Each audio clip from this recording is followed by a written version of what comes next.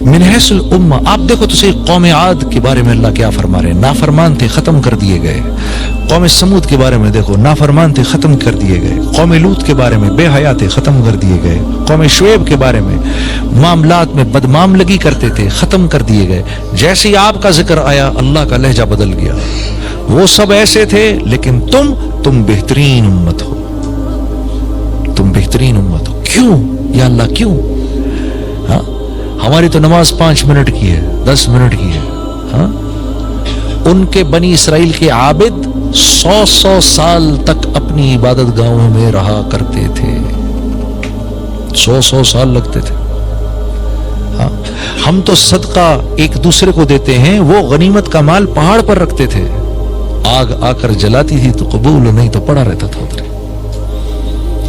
ہاں ہم تو 24 گھنٹے کا روزہ رکھتے تھے، ہم تو فجر سے لے کر مغرب تک روزہ رکھتے ہیں، وہ بھی اللہ کی ذات پر احسان کرتے ہیں۔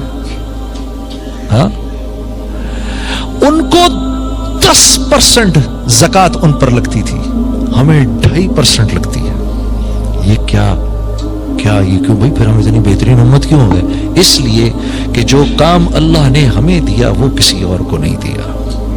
کنتم خیر امہ، تم بہترین امت ہو۔ لہجہ ہی بدل گیا، پورا لہجہ ہی بدل گیا، وہ ایسے تھے، تم بہترین امت ہو۔ یا اللہ کیوں؟ اخرجت للناس، کیونکہ ہم نے تمہیں ساری انسانیت کے نفع کے لیے ڈھاکے سے، دلی سے، کراچی سے، لاہور سے تم سب کو اٹھا کر ہم کسی کو کہیں پیرس پہنچایا، کسی کو جرمنی پہنچایا، کسی کو لندن پہنچایا، کسی کو نیو یارک پہنچایا، کسی کو افریقہ میں پہنچا دیا، کسی کو ساؤتھ امریکہ میں پہنچا دیا، کیونکہ تم کو ہم نے تمہاری اپنی ذات کے لیے نہیں بنایا۔ اپنی زندگی بگاڑو تاکہ دوسروں کی زندگی بنے۔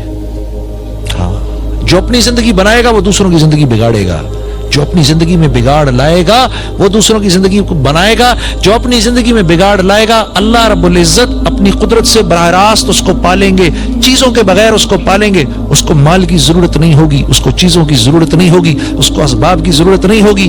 اللہ کی قسم اللہ اس کو اپنی قدرت سے براہ راست پالیں گے۔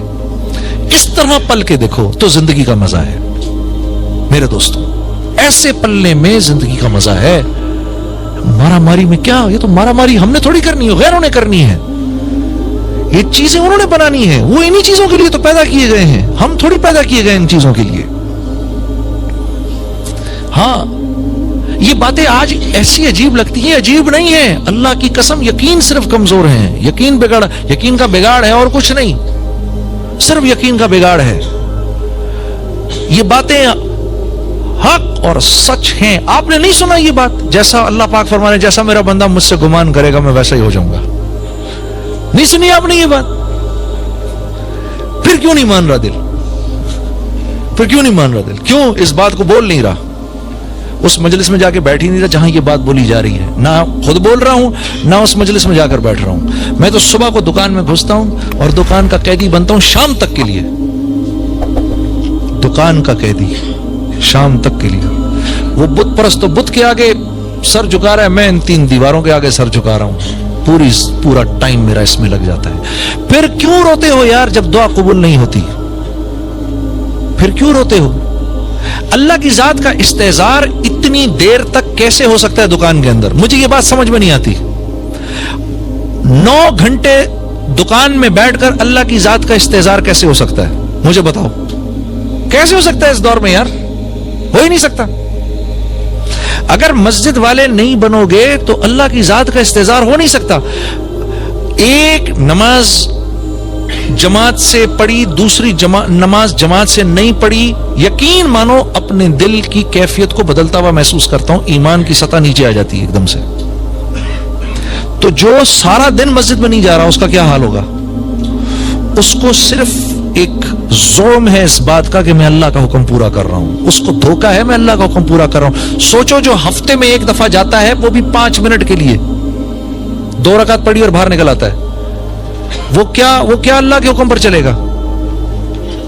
اور سوچو جو مسجد جاتا ہی نہیں وہ کیا اللہ کے حکم پر چلے گا؟ چل ہی نہیں سکتا میرے دوستوں۔ اسی لیے اللہ کے نبی نے فرمایا جس کو مسجد جاتے ہوئے دیکھو اس کے ایمان والے ہونے کی ضمانت ہو، اس کے یہ اس نمازی کے نہیں جو یہاں اس نے ادھر نماز پڑھی ادھر چلا گیا پھر وہاں یہ کر دیا وہاں یہ بول, نہیں, جو مسجد جس کو باقاعدگی سے جاتے ہوئے دیکھ رہے ہو یہ مسجد جا رہا ہے, یہ بنے گا, چاہے یہ کتنا ہی بڑا شرابی جواری بے حیا جو کچھ بھی ہے یہ بن جائے گا. کیوں؟ یہ مسجد جا رہا ہے. تو میرے دوستو ایسے تو پھر بات نہیں بنے گی. پھر روتے کیوں؟ میرا یہ کام نہیں ہو رہا, میرے وہ کام نہیں ہو رہے. پھر روتے کیوں ہو؟ جب ایک آدمی اپنی ذمہ داری پوری نہیں کرتا تو پھر ذلت اس کا مقدر بنا دی جاتی ہے. ذلت اس کا مقدر بنا دی جاتی ہے. میں نے پہلے آپ سے کہا تھا ہمارے ساتھ وہ معاملہ نہیں ہے جو دوسروں کے ساتھ ہے. ہمارے ساتھ وہ معاملہ نہیں ہے. ہمیں ہماری, جیسے میرا بچہ ہے نا, یہ میرا بچہ ہے, وہ نافرمانی کرے گا, میں تو نہیں چھوڑوں گا اس کو, میں تو پٹائی کروں گا اس کی, میں پکڑوں گا اس کو. ہمسائے کا بیٹا جو کرتا ہے کرتا پھرے. ہاں, تو ہمارے ساتھ معاملہ اللہ کا وہ ہے. ہم ذرا دائیں بائیں ہوتی ہیں, ایک چپت آتی ہے اوپر سے, اے خبردار ادھر نہیں جانا تم نے. پھر لوگ اگر کوئی یہ کہے کہ یار باپ بڑا سخت ہے, یار یہ تو بڑا سخت باپ ہے, یہ بات ٹھیک ہے؟ نہیں, اس کی سختی نے تو کل اس کے کام آنا ہے. اس کی سختی نے کل اس کے کام آنا ہے. یہی معاملہ اللہ کا اس امت کے ساتھ ہے. اللہ رب العزت نے ہمارے نبی صلی اللہ علیہ وسلم سے جاتے وقت اس بات یہ بات اللہ پاک نے ہمارے نبی کو ضمانت دی تھی کہ ہم آپ کے بعد آپ کی امت کو اکیلا نہیں چھوڑیں گے.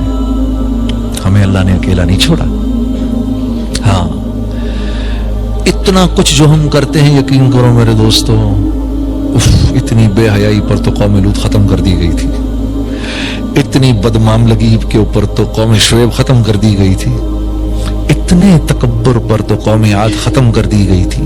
ہاں, اتنی نافرمانی پہ تو قوم سمود ختم کر دی گئی تھی.